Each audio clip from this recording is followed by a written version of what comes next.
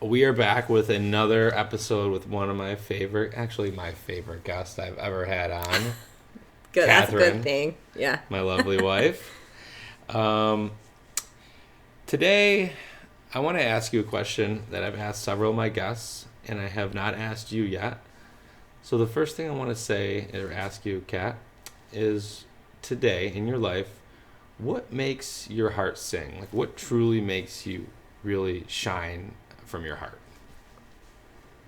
You told me you were going to ask this, and I've been like in a spiral of panic because like I feel like there are several things.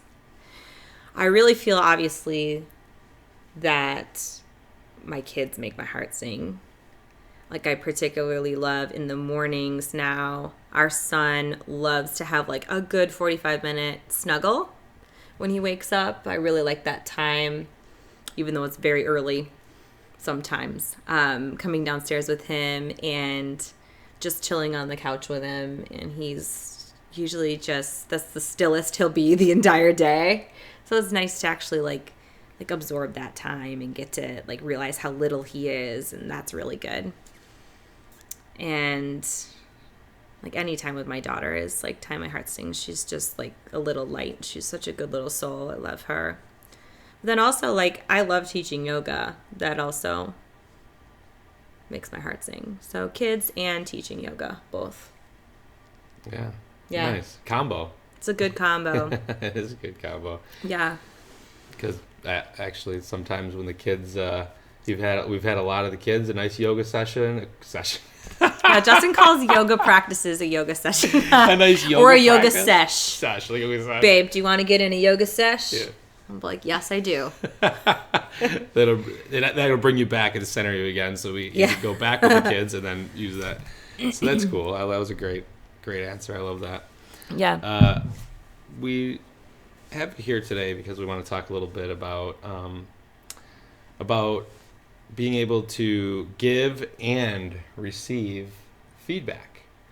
Yes. Because I don't know, why don't you tell us today? I think a lot of people, I mean, I've always struggled with it, thinking that when someone gives me feedback on something, either I come back at like they're attacking me, or I don't know how to take it. Even just something simple as a compliment, sometimes we don't know how to take. So why don't you just elaborate a little bit on giving and taking feedback? I never even thought of a compliment as feedback, but that is small feedback. It's interesting. But yeah, I just think feedback is something where I have felt tremendous progress through my mindfulness practice. And it was first really introduced to me as a concept in my 200-hour teacher training.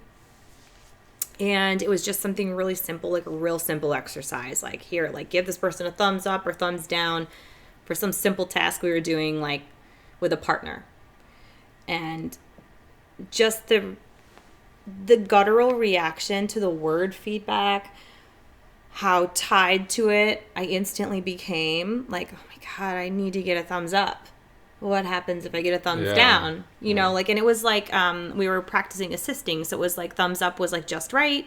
And thumbs like in the middle or down or something was like, oh, it was like more or less pressure. I forget the details, but it was just very neutral feedback. It was not like, oh, you're good or bad, but it became very much like, I am good or bad, you know? And throughout that training, it became clearer and clearer that that we were going to be expected to receive feedback often, and we were going to be expected to give feedback often, and both made me incredibly uncomfortable. Sure. And in hindsight, looking back at that, having now come to like the other side of it, and where I like actually love getting feedback and love, getting feedback. Basically, I think that it comes from this like weird relationship we form through everything from growing up to our relationships we've had. I just think about the feedback I'd had in my life previous to that had mostly come in the form probably of like what would be perceived as constructive criticism, maybe.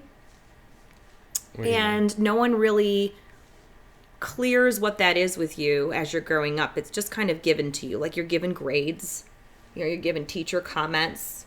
You're given critique on like work that you do at your job. Yeah. And no one ever makes that something that is impersonal. So like we just keep taking it more and more personally, and it becomes like this real heavy thing that like feedback is really hard to take because like, oh my God, this means I am doing a terrible job. Like to me, I know growing up, if I got a report card and my teacher said like 20 really nice things and one thing that was like, oh, she could work on this. Yeah. That's what I remembered.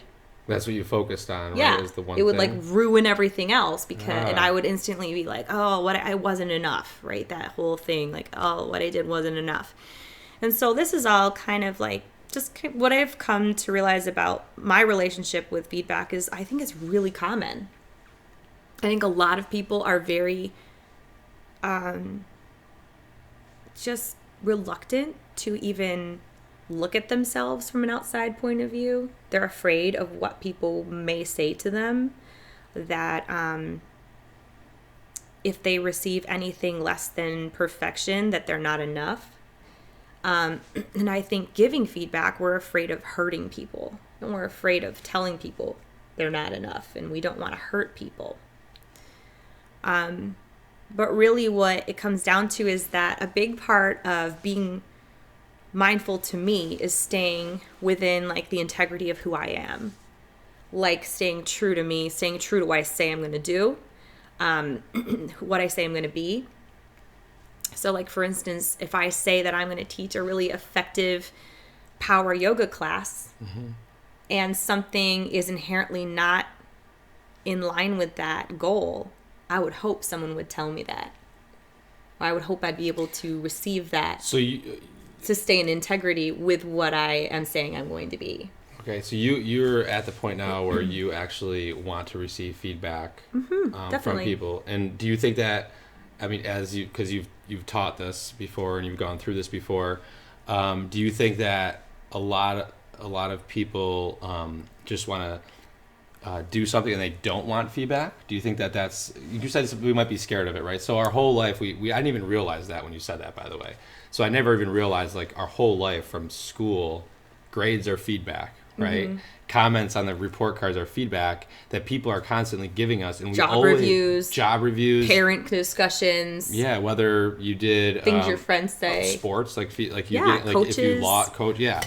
And a lot of it is we've never been taught how to take feedback, which is actually interesting. I never even thought. We just get it our whole lives, but we never are taught to how to take it, how to manage it, and how to deal with it, I guess. And so we're always just basically saying if it's not perfect and there's one little flaw, we focus on that little flaw without even realizing it consciously that we're doing that. Interesting. Yeah. And also you're receiving feedback from anyone and everyone, so you don't know like necessarily if they're giving it in a way that would be even received well, because maybe they could be giving feedback better. So like, I taught a module in a friend's teacher training, and the thing that we did, first we broke it down into discussion, and there were tears. Like there were people, I mean, some people have a really hard relationship with the word feedback.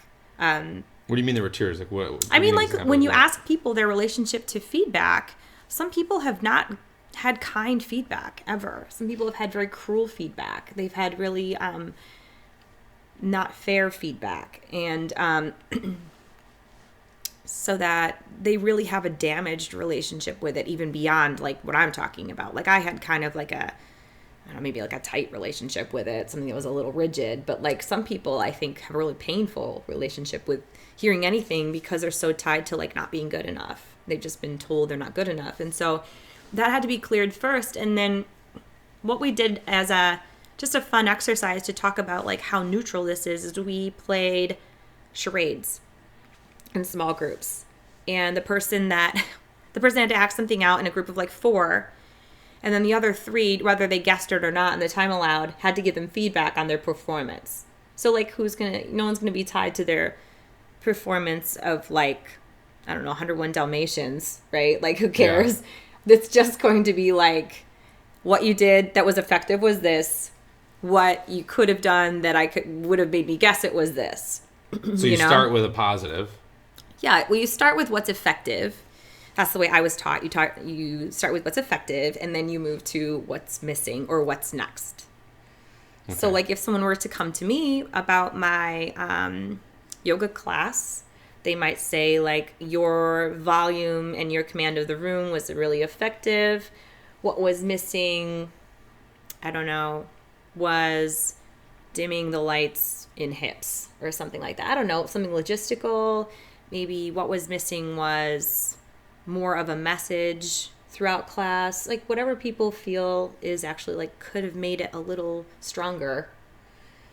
That's all it is. It's nothing, it's not tied to you, actually. And I really just think that if you are committed to yourself and what you're about and what you're wanting to do and how you want to give service to the world, and you have a clear vision of yourself and all of those things, then, like, to stay in integrity, you really need to not only be open to it, but ask for it. Yeah. You know? Yeah. Asking, even when it comes to, as you were talking, it made me think about me wanting to, like, help somebody with something. Or, you know, like yourself, you want to help somebody in a certain situation. How do you word approaching them with, like, instead of being like, hey, you should probably do this, or I have an idea for you, right? And so, what is there better ways that we can word, I guess, a few different, I think I saw something recently that I sent you. Remember that? It just popped in my head. I sent you something and you said, why are you sending me this? And I said, because you taught me this. And it was different ways to reword a question that you want to give somebody if you're giving some sort of feedback. Should I pull that up? You can pull it up. Get that. That was really good. Do you mind if I give you guys a question right after this one? You know what? Shoot it right now. Okay. Here's one. Do you guys think that technology makes feedback more difficult? And here, As in, like, a comment section type? More of, because technology, it's a little bit known that it helps, in a way, it detaches people from human interaction, correct? Okay, So there's that. But I did have this one roommate that I had where anytime you would mention something, for example, there's a time where one of my roommates made food, and he let it sit on the counter for an hour. Yeah. And then the other roommate, the one who's more harder to talk to, he comes over to him and is like, you know, if you have food on the counter, it's going to be full of bacteria and you get sick. Mm-hmm. And all of us were like, no, I'm pretty sure that's like raw meat and overnight. And rather than talking about it or anything, he goes to his room, Googles it, doesn't say anything. And that's how he constantly did everything. So in a way, it was a lot more, he consoled. I don't know if that would be the proper way. Yeah. But he consoled in using the internet rather than interacting with people. Okay, I know what I want to say And I feel about like that. that'd be kind of cool for today, because technology is something that we're still trying to figure out. Yeah. How does that work in our society? I like what you just brought up, not the technology aspect, but the different aspects. So that's good. I'm glad you said I that. hope you guys still remember your No, question. I think that's good. We'll do this first because you referenced it. It'll make more sense, and then we'll move into what Nick said. Even if we forget it, we can go back and ask him again. Yeah, totally. We can interact. So it's actually labeled. I wanted to pull it up because it was really good. It's actually labeled "How to Help Without Being a Dick." So these are the dick moves. Okay, these are like. So have you tried? Right. So have you tried? And I just said that. Right. Which is, have you tried this? Instead, how can I show up for you? Right. How can I show up for you? And then here's a dick move. I would probably just like just throw in your opinion in front. Like nobody wants that. Like nobody wants that. Nobody wants that. Just give a couple examples. And then there's only three. Oh, okay. And then it says, are you? And then so instead of saying I would probably just, it's like, are you open to some feedback? That's the question. That's the question. The one to ask. That's it. Are you open to some feedback? No. Okay, great then. Then you just shut up. Fantastic. And move Goodbye. on. Shut up and move to something else. Yeah, but like a lot of people are like, yeah, sure. And Yeah. then like you better be ready with some good feedback. Right. If you're going to give good, especially if it's going to be like to someone you don't know or whatever. And I will say the more you practice it, the easier it is. And I give feedback to literally everyone. Right. And you know what's really funny is people are so conditioned now. Like I give feedback to like restaurants, I give feedback to small businesses all the time. Like, good and bad. Good and bad. Yeah, definitely. Yeah. And they're very unprepared for it. They are only prepared to receive an email from someone who is irate, and they're ready to like fix it, right? Yeah. So like I ordered a print recently on Etsy, and it was like this cute yoga print, and the corner showed up bent because the mailer was just not good. And so I messaged the seller and I said, hey, just as some feedback for you, my print showed up bent. It's not a problem for me, but I just wanted to offer to you that maybe in the future for larger prints, you would consider using like a reinforcement of cardboard or something so that they don't get bent again. And she was just like, okay, well, I can send you a new print. And I said, no, I promise you I don't need a new print. I just wanted to let you know I love the print. Everything's great. Don't worry about it. That was the end of it. Yeah. And she was like, well, thank you. Like she just, Right. they're very unprepared. They don't know what to do. Her immediate response was she was like, well, okay, I'll send you a new one. this person must be very angry. And I was like, I'm not mad. Nothing is wrong. I'm just telling you, this showed up bent. It probably means someone else will get it bent, and then they may not be as nice. Well, here's what's really, really interesting about what you just said. Her immediate go-to was she's mad. She's upset. Right? Because that's probably what she's used to. Because, she's saying you are probably upset because she's used to that kind of feedback, which, again, we talked about. So if you're used to something, then it's hard for you to be like, oh, my God, right? Whoa, this isn't actually, this person's not upset. So it's real. It's cool to be able to be aware and mindful of when you're actually getting different types of feedback from people. We don't have to immediately go to a defense mode or, oh, that person's upset mode, right?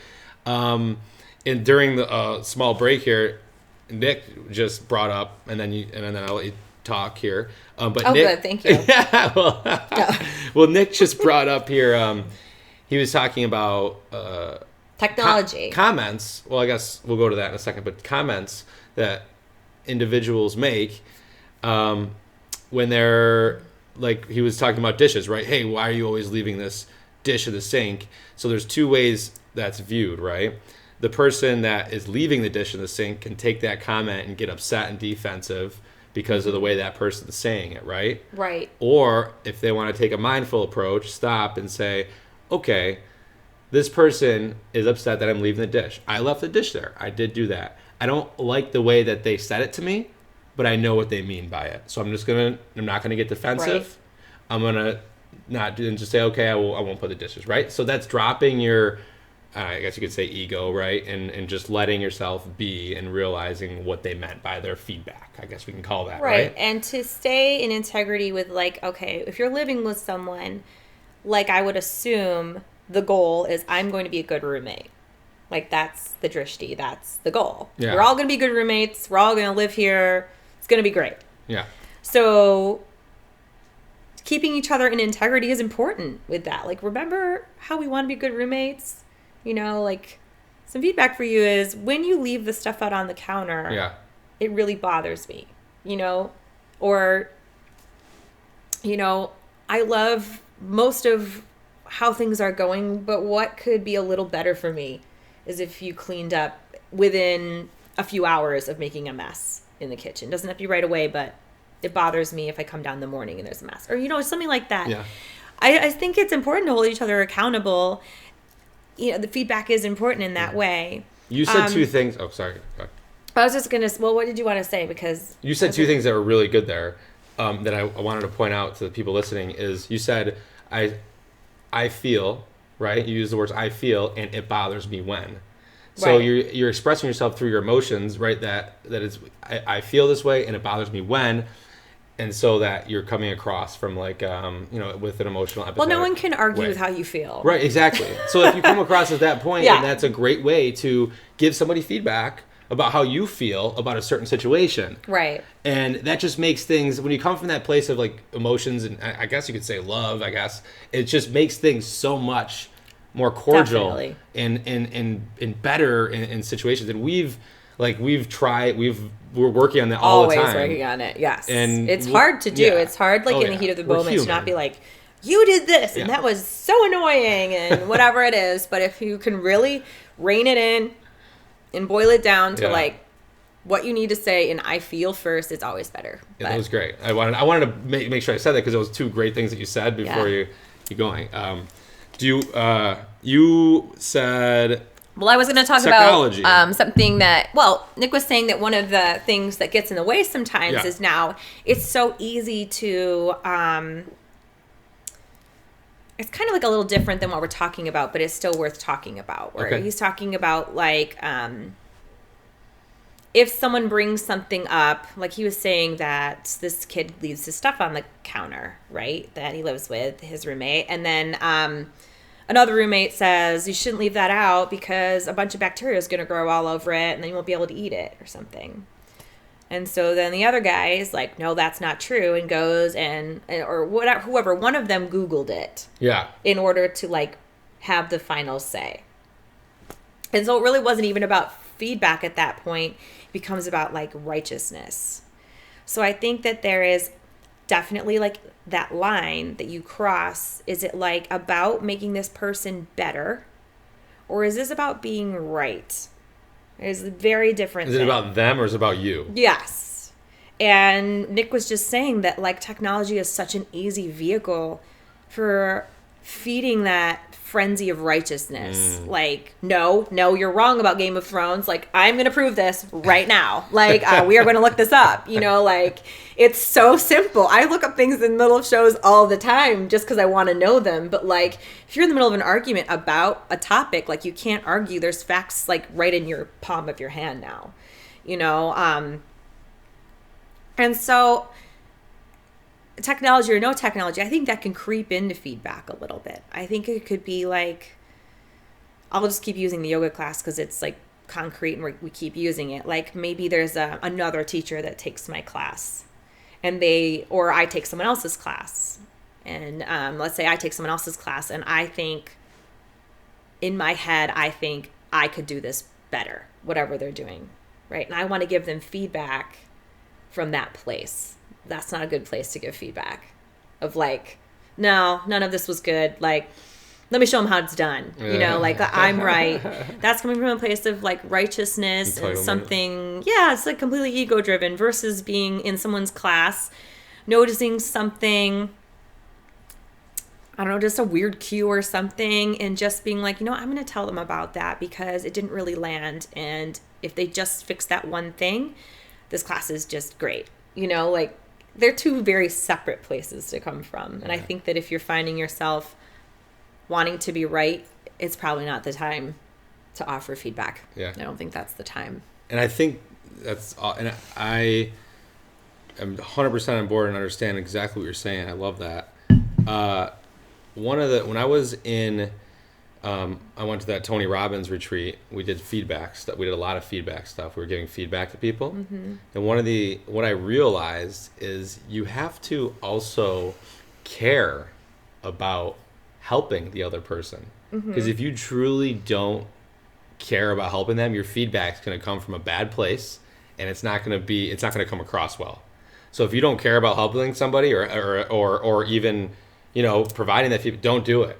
Right? If you're just doing it to like sound smart or just to feed your own self, like you just said, don't do it. Or you didn't like anything, you know, that was great. Right. So one of the examples that we did at Date with Destiny at Tony Robbins was we had to say like, I am love or I am joy. And we had to really express it. Right. And we were in a group setting.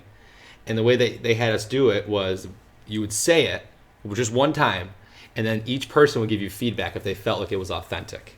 We did something like that in teacher training too. You did? So the way that they gave it back, one by one, it was 3 people had to give feedback.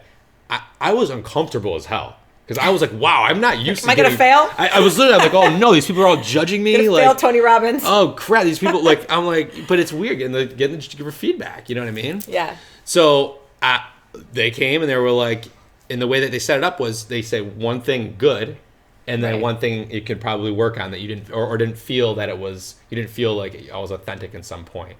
And so that was good. And what was funny was when I was giving feedback, or even a couple other people, we immediately forgot to do the thing that they did good, and immediately went to, oh, I think you weren't authentic here, or I think you need to express this more. And then people would check you and go, you forgot to say something positive. Oh, yeah. So do you ever, like, that was an interesting thing too. Like, we maybe always automatically go to that negative side of the feedback instead of first saying, hey, you did. Yeah, I think that a lot of people liked. fail to present their feedback in a way. What we were taught in my training, I use everywhere, which is, well, there's two formats, really. There's the one I really like is what's effective and what's missing. I think that's like very neutral and great. It's not saying what was right and what was wrong. It's not saying what was good and what was bad, what I liked, what I didn't like. This was very effective.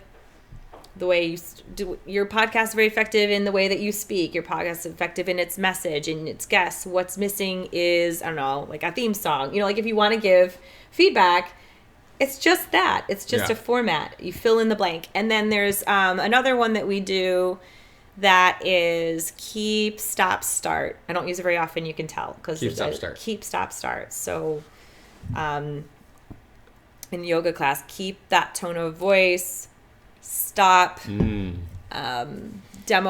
the pose unless you are mindfully doing a workshop, and start using point-to-point cueing.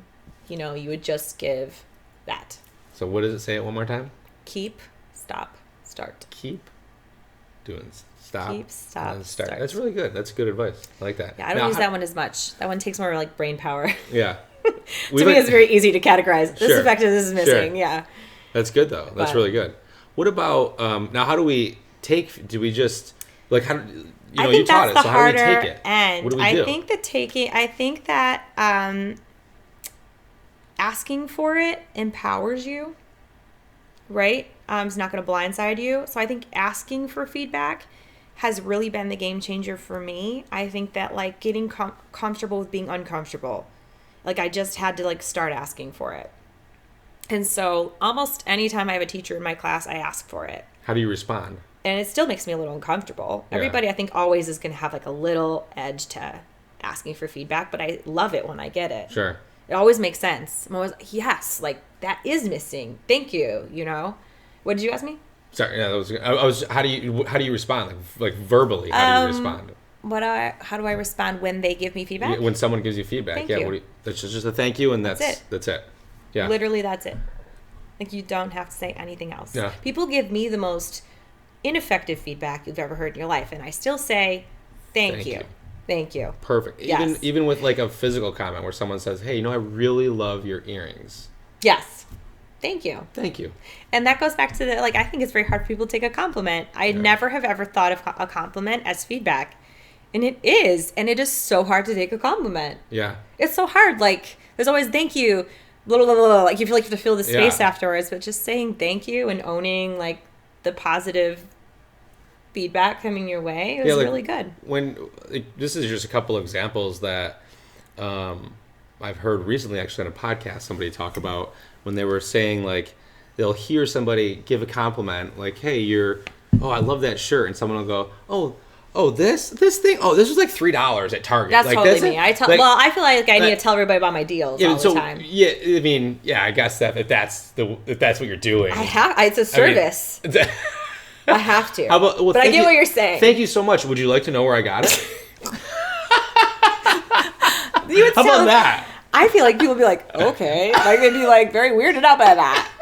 I think that's more. I really think that's just like a girl thing. I think we feel like we need to spread the deal. We need to tell people these shoes were $8 at Target. I got them on triple clearance. Is it really a girl thing, or is it just something? All right, I don't want to gender it, but I feel like a lot of women love to share where they've gotten their items. Okay. Well, I'll tell you what is myself what I have trouble with when I get a compliment, and I've noticed recently, is somebody will say something nice to me, and then I'll be like, oh, you're also a very good, you spoke really well when you said that.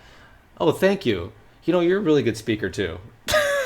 Like, You feel like you have to mirror. I feel like I have to mirror the compliment or say like something nice about them right I mean, afterwards. that's not a bad thing, but It's not, but it still isn't. it's still like just saying thank you. That's it.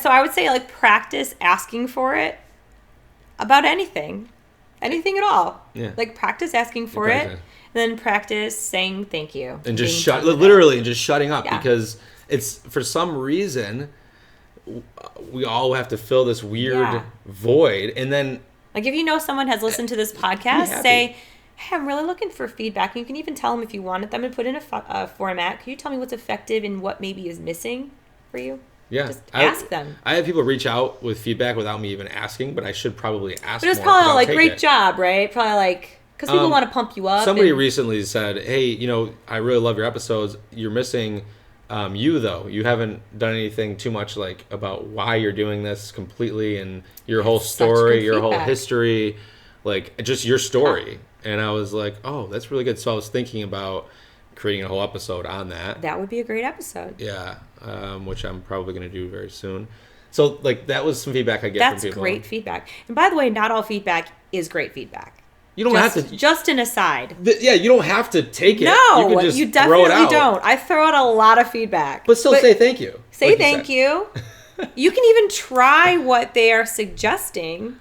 Decide no, Yeah. and then go back to plan A. Like that's allowed. You're allowed to try or not try. You're allowed to decide on the spot. No, that's not what I'm going for. Like I understand Right. what they're saying, but like no. Yeah, and you appreciate You know? appreciate the fact that somebody took the time to genuinely like express something to you. Yeah. So don't be mad about Yeah, all feedback. they Don't be feel upset. validated. You say thank you. They walk away. You instantly toss that feedback in the mental trash, and it's like everybody's happy.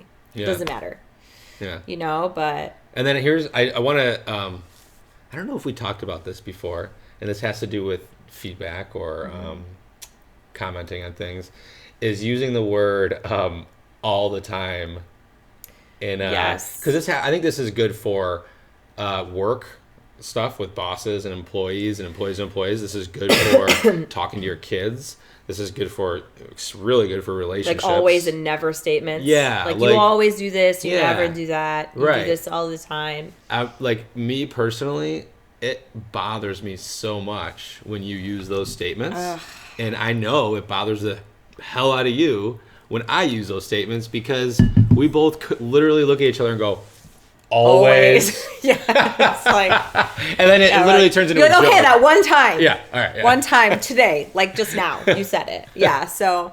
It's almost like a joke for us now because we've called each other out so much. So it kind of helps with easing the situation. Yeah, like saying But- absolute statements like that, like speaking in absolutes, like always and ever and all Yeah. the time, is almost never true. You know, it's like super. It's hurtful. Honestly, it's kind of it's It's hyperbole. It's hyperbole. It's just exaggeration to feed the righteousness, is all it It is. is. Um, It's but yeah, I think that feedback is a part. I think there's a mindfulness tie-in just being a good human in the world and showing up for people in a way that's not always just like giving them a hug and telling them good job, but also like holding them accountable to who they want to be and what they want to do and knowing their vision and being there for it and like being there supporting them in every way you can. And actually the person who taught me, Cindy, she always says it's like you would never let someone you care about walk around with like spinach in their teeth. So you just would go up to them and tell them. yeah. I hope. Yeah. I've gone home and some people have not told me that. But Hey, I mean like Hey, you're looking good today, but Yeah. and you have spinach in your teeth. yeah, some spinach in the teeth. But yeah, it's just like letting people know something so that like they can be better, they can shine brighter, they can continue on with what they're doing, and then you're showing up really mindfully for yourself in the same way by asking for feedback. You're being mindful of who you are, you're being mindful of your vision, of all the things you want to stay true to, and just practice it. I think that's like the whole thing. Totally. And here's a mindful tip that you gave me a couple years ago. I think it was a couple years ago, and used it and I love using it. Try and eliminate, okay, for anybody listening right now, try for the next week or even just a day, eliminate the word but from your vocabulary. Yes. I literally have 95% eliminated it, and Me too. even when I say it, I actually go and yeah. So eliminate but and replace it with and watch how much more thoughtful and how much better your sentence is when you do that. When your comment that you give somebody, hey, I like to go outside, but it's cold out. I mean, even just something stupid like that, right? I like to go outside it's cold out. The big one is, I love you, but okay, there you go. When you do this, there you go. Thank you. It drives me nuts. You're like, you undermine everything you say before but. You're doing a good. You add a but to this sentence. You're total. That's exactly what you're doing. You're undermining. You're undermining anything you say, and it's it discredits all of that. So again, just even if you're giving feedback that way, like, you teach a wonderful class, but are you open to feedback? Like, that's no. Like, just in life, just start replacing it with and it's.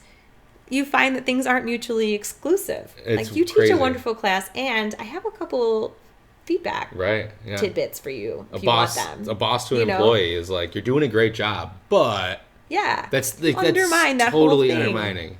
But if you say you're doing a great job and you could really probably up your dials a little bit, right? That sounds so much better than you're doing a great job, but you really need to up your dials. Like, that's a totally different.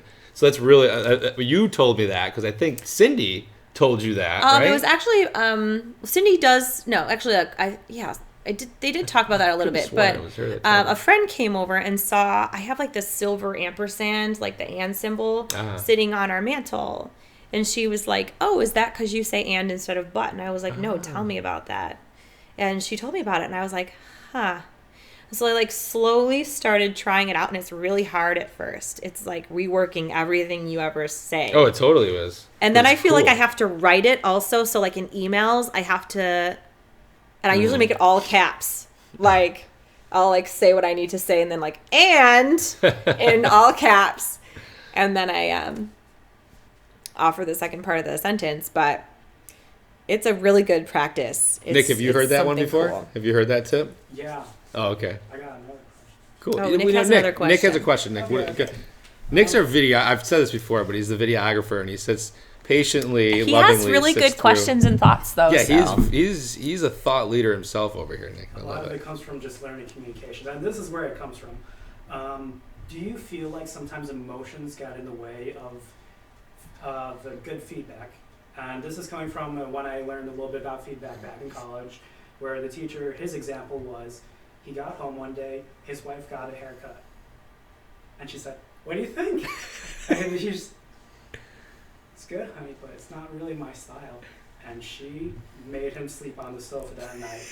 And she was livid for about half a week. But then, about a week later, she came back and said, "You know what? I think this might have been a mistake." And the parts that he broke down was, he tried to express very well that he loves her, and that he doesn't want to lie to her, and that's why he did that. And he would rather do those things because she now knows that it's truly to help her, not to be in spite of her ever. And then the really important part was that she came back later and she said, "You know what?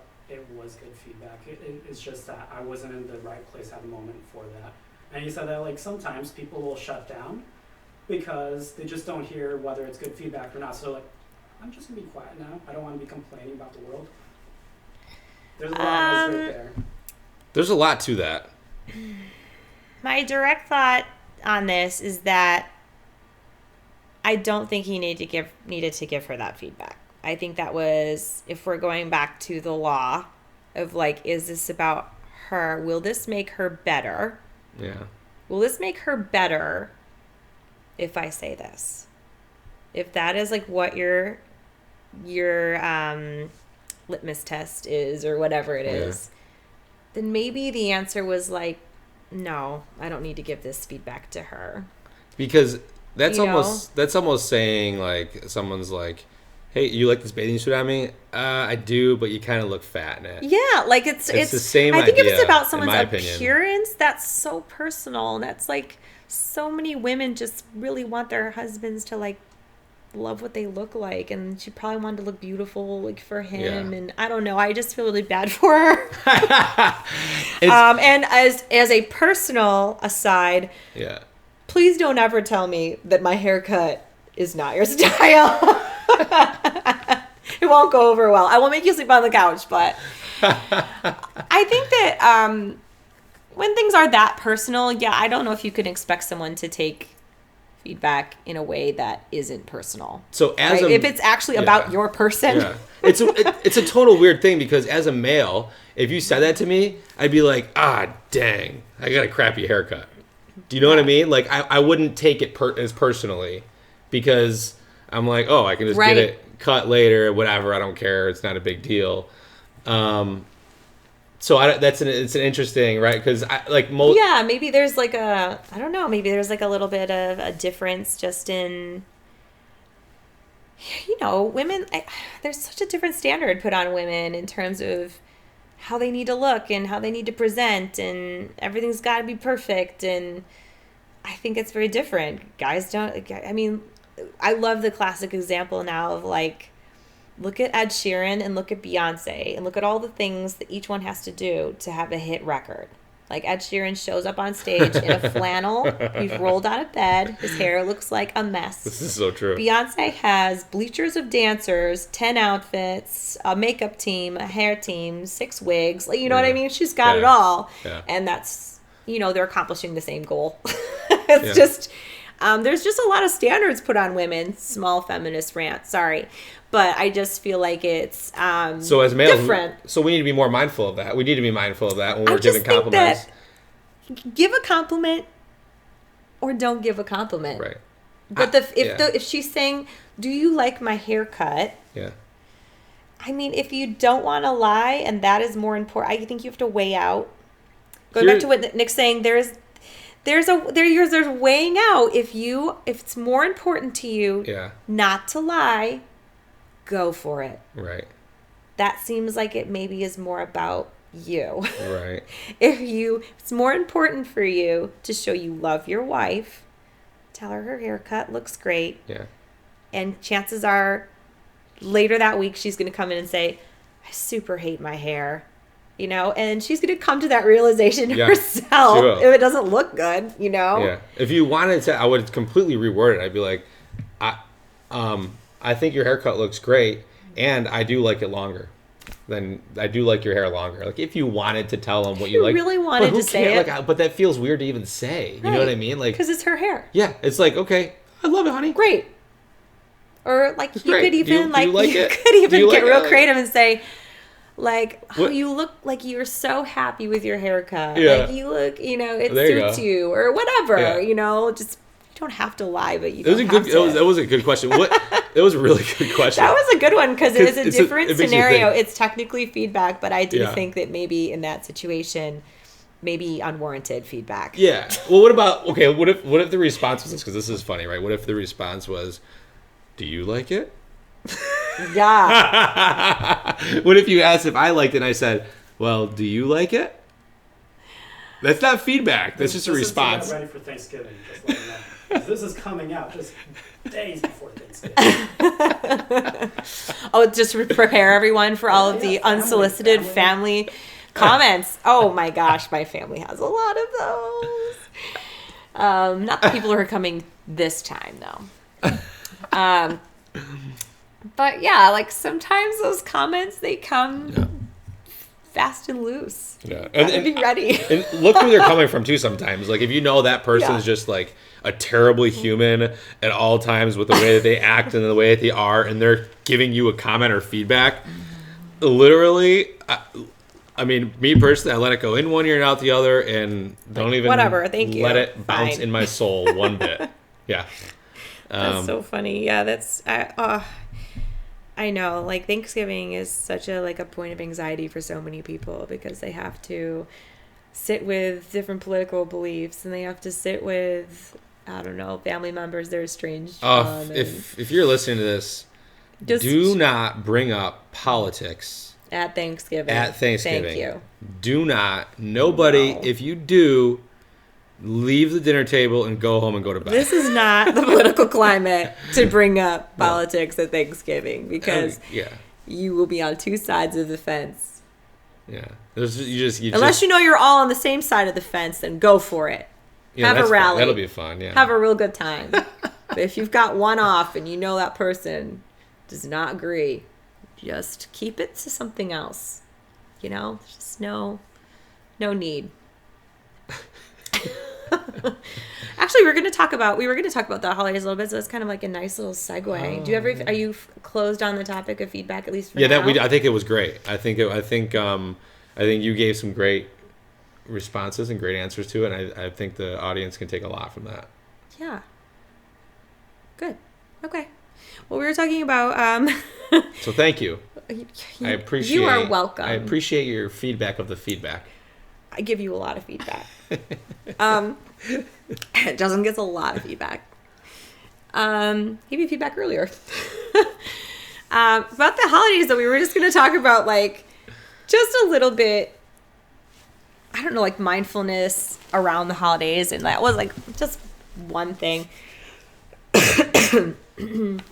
I mean, when someone talks about, Thanksgiving's coming up, so that's the one that I'm really, like, thinking about. Like, how do you think people could be more mindful about Thanksgiving? Oh, our dog's itching herself. Sorry, these questions. Our dog's just crushing it up here. Gemma had a response. If you're just listening and not watching this, my dog is literally, like, she's perched up on top of the couch. And where she's not supposed to be, and she's just itching. So you want to know all the time? Yeah, all the time. So that's a good question. Oh, she's out of here. Goodbye. We can't talk with her moving all over the place. Yeah, see you later. Bye, Gemma. It's been fun. Real. So mindful during the holidays. Well, for Thanksgiving, during Thanksgiving specifically, because you're going to be having a lot of conversation because you're having hors d'oeuvres. Which 3 years ago I said hors d'oeuvres. Hors d'oeuvres. I know there are hors d'oeuvres now, okay? I don't know I'm all grown up now. I know my words. I know he said it, hors d'oeuvres. I did like when you said hors d'oeuvres, though. That was always a chuckle. That was always good. Anyways. Yeah. So I think that we should all listen more. And the reason I say that is because me personally, I've experienced this, and I know talking to others how important it is to just listen more with your family. I think a lot of us have these thoughts and beliefs and identities that we've already put on our parents, our siblings, our cousins, our aunts, our uncles. And so we never listen to them anymore because we've already decided who they are. We've already decided we know everything about them. We already decided that, what we think of them and what we want to know. But I think that if we actually listen to each other during Thanksgiving a lot more, instead of trying to think of how you're going to respond, you can learn a little bit more about that individual this holiday season than you never had previously. And you probably will walk away from that night like feeling a little more fulfilled in yourself and getting to know a few other people a little bit deeper than you probably would have because you weren't listening. Like, have you ever been, I know this has happened to me, or have you ever been somewhere and just realized that you've been talking about yourself for like 20 minutes and been like, oh my goodness, like I have been talking about only me. Yeah, I did that today. It's the most terrible realization. Yeah, I did that today, he says. Yeah. It happens to everyone, I feel. I feel like everyone has reached that point where there's just this, like, gross realization of, like, this person knows my entire life story, and I've not even asked them, like, what they do, where they're from, do they have children, like, anything. And so I think that's a really good tip, not just for Thanksgiving, but for, like, life. Just show up ready to listen. I think that's really much more valuable. Maybe even to go with that, like maybe ask someone about something that you know that interests them, or get them talking about just something other than like, hey, what's going on? Like, how's work? Like, who cares? Like, maybe something that like lights them up. You ask them about that. Hey, I remember you used to do this hobby. Like, how's that going? Do you ever do that anymore? Like, ask them something. That sounds like I like want to change the conversations. You know, I think that's some good questions. I guess we can talk like a couple of good questions that I like to ask people now, and the responses are kind of funny, interesting sometimes because they don't get these a lot. Like, what's making you really happy these days? Like, seriously, like when you wake up and you're up and you have your day, what's making you really happy these days? Yeah. Oh, well, I do this, and they're like, I think about it. Yeah. Yeah. Or, this might be a little deep, but if you get into a certain point in the conversation, or you can, like, really look that person in the eye and just say, how are you really feeling these days? Like, how are you feeling? How are you? How are you? Yeah, like, actually, like don't just be like, be good. prepared to get an answer. I don't want to know that you're just good. Like, how are you? Yeah. How are you doing? Yeah. Like, what's going well? What's not going well? If you're having like this, like a one-on-one combo with somebody, I mean, why not? Why not go that way? Why not try it? Yeah. Because you never know where it could go and learn something. And you could build connection or something. But Yeah. I mean, even if you don't like do it that, you can ask someone what they're reading. You can ask somebody, you can ask somebody just anything besides. I feel like there's like these surfacey topics that just get recirculated at every gathering. It's just like, let's talk about something else. So what are you reading, right? So for example, Kathryn, what are you reading? I am reading a book by Lori Gottlieb called Maybe You Should Talk to Somebody. And it is very good. What's it about? It is about, Lori Gottlieb is a therapist. I mean, she is like in real life, the person who wrote it. And she wrote a book about her experience as a therapist, but also as a therapy patient. And so she tells the story. I think that some of these characters in her book, from listening to interviews with her, are kind of like a conglomeration of all different patients. But she tells that, just like the other side of the coin, like a lot of people know what it's like to be a patient of a therapist, but they don't know what it's like to be the therapist. And it's kind of just, it's a real humanizing book about therapists, like really just, they're a human being that happens to do this job. Right. And she goes to therapy herself. Like she is just as much of like a hot mess as everybody else, and is just working her way through the world. It's a really, really good book. And obviously really into, an evangelist for self-care. So like what's like that sounds like a really interesting book, by the way. I can't wait to read it. What is like one of the biggest takeaway like that you've read so far? What's one of the biggest aha moments or wow moments from the book that you had? Aha moment I've had from the book. I'm just trying to something you were surprised by. What was there anything? I have them a lot. I mean, she talks about her own realizations and her patients' realizations. So sometimes, like, I'll relate to one of them. Like, I can't think of any right now off the top of my head. I probably have to flip through it to find one. But yeah, like, they have realizations all of the time. Yeah. And I think she put these specific characters, even if they're not real, she put these actual scenarios together because they're some of the most relatable things. That she's kind of got archetypes in the book. Yeah. She's got like the real kind of brisk macho guy who doesn't think he needs a therapist but goes to therapy anyways, and she's got like the girl who's like a huge mess and cries all the time, and she's got the person that wants to be your best friend, and so there's all kinds of different patients, and they all like get wrapped up in their own thing. But when you see that broken down in the book, sometimes you're like, oh, there's a little bit of that in me. I totally get that. But it's a really good book. I really recommend it to anybody. So there's like the cool moments that you had throughout. That was good, right? And this is, but I did this because... Nice aside.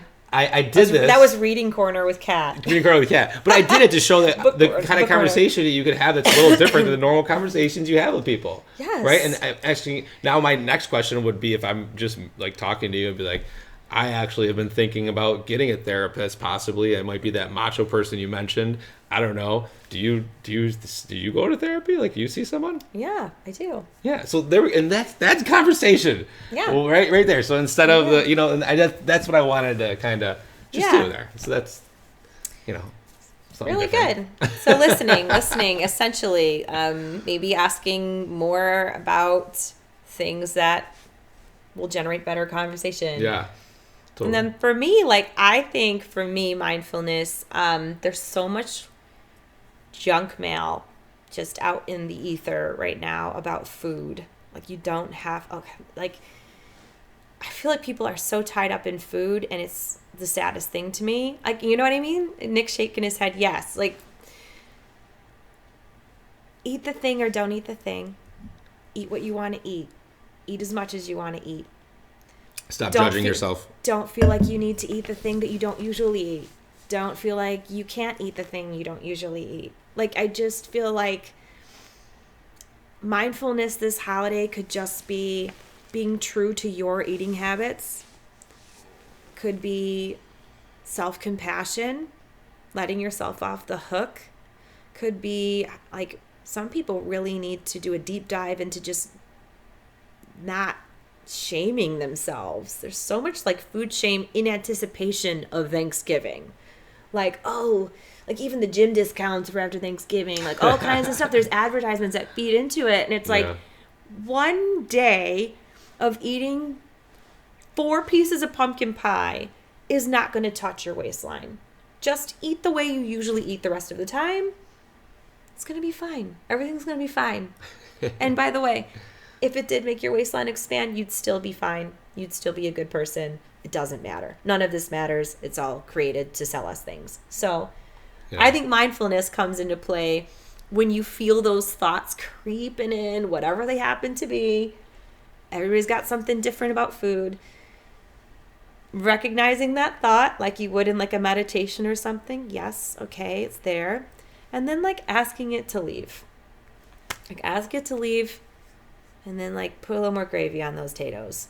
Yeah. Just, like, have a nice dinner with your family. It's not about that. It's not about if food is good or bad. It's just food. Yeah, it's the same. It's just a meal. Yeah. I just did a episode, about an 8-minute episode on this. If you want to hear a little more, I did a little research too, and my own personal experience on mindful eating.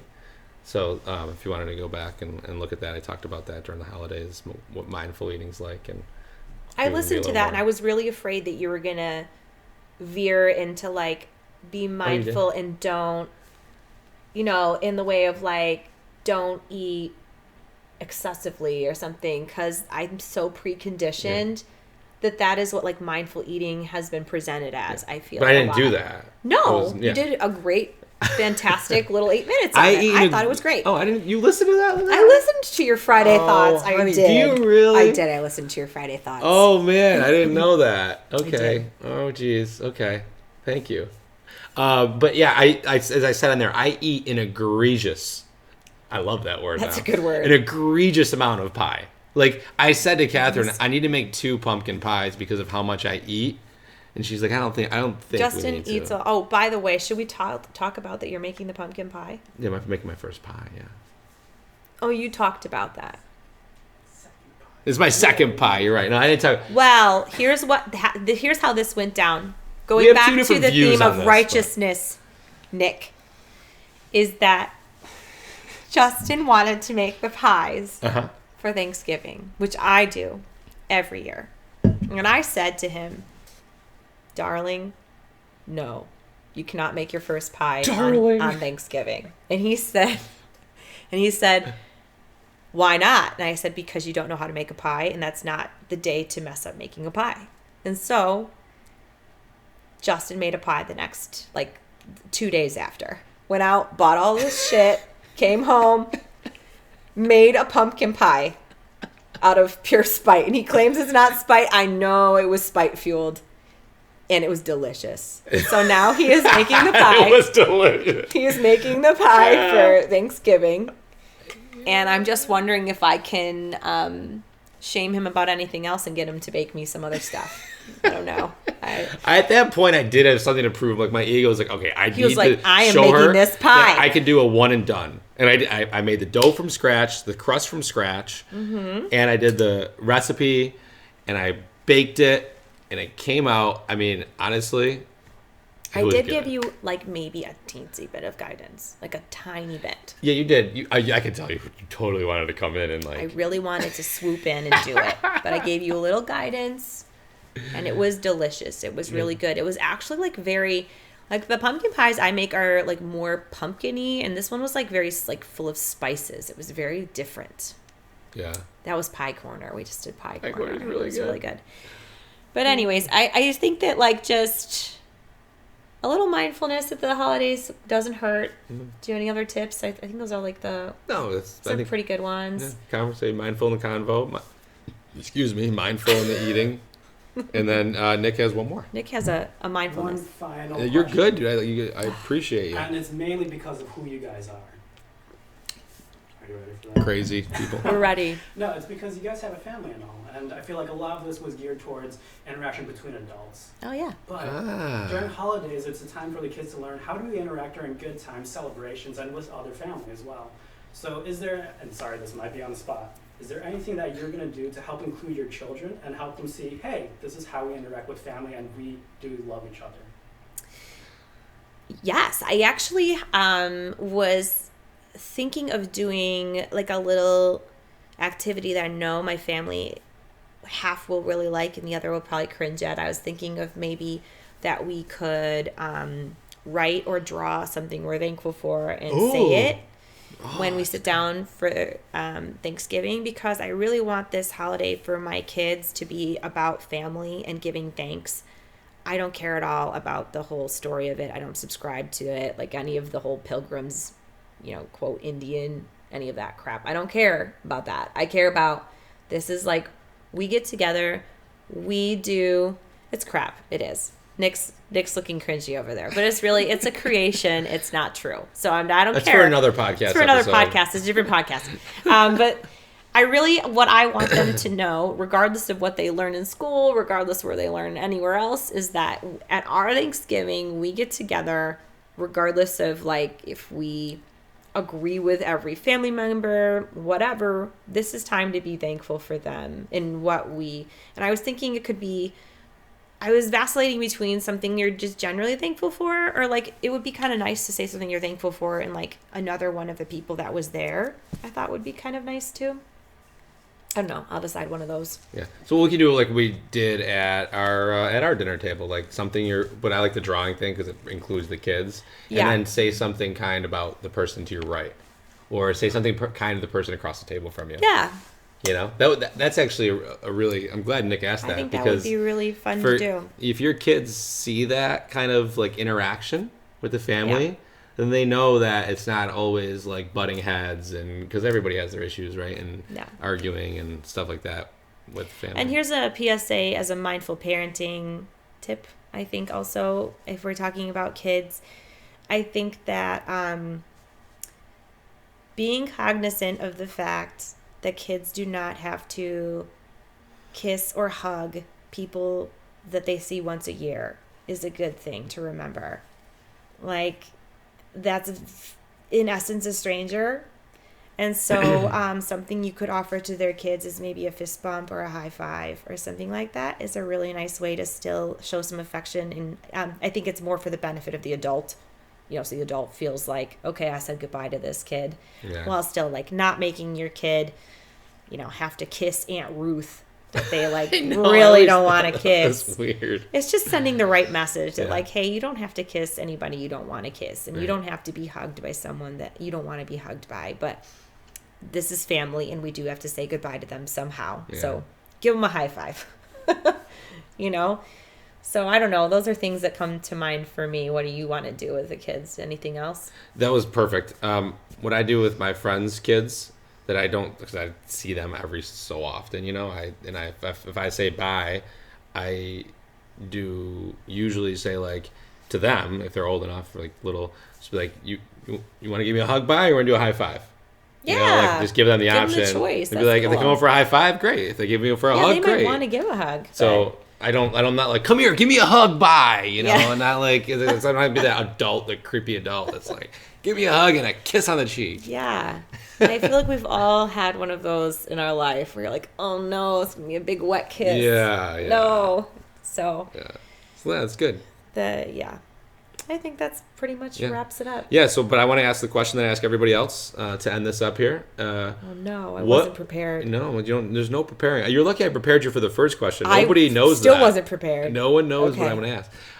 What if you could go back and talk to 18-year-old Kathryn and just say one or two sentences to her, or one thing? What would it be? Whoa, that's very meta. I feel like I would say you are absolutely enough no matter what you do, and you're on the right path. The path will always just unfold for you if you have the faith in it. I think that's what I would say, because I think I've always had high anxiety about where I'm going, if what I'm doing is right. And if I could start telling my younger self that, maybe like by now I would really like solidly believe it. That's good. That's great. I love that. Yeah. That's good. So yeah, I think that I would go back and tell her that. And I would say like some practical things. Like, don't take MySpace selfies. That's stupid. And I said one or two sentences. Yes. And maybe like don't drink like grocery store vodka. And don't don't do dumb stuff in college. I don't know. I feel like there's so many things I could say. Yeah, good advice. 18, I feel like you're standing on the precipice of doing some really great things and some really dumb things. Well, that's funny. I like what you said because, we'll just end it. That's good. Appreciate it. Thanks, babe. You're welcome. Happy Thanksgiving. Happy Thanksgiving. Eat all the pie.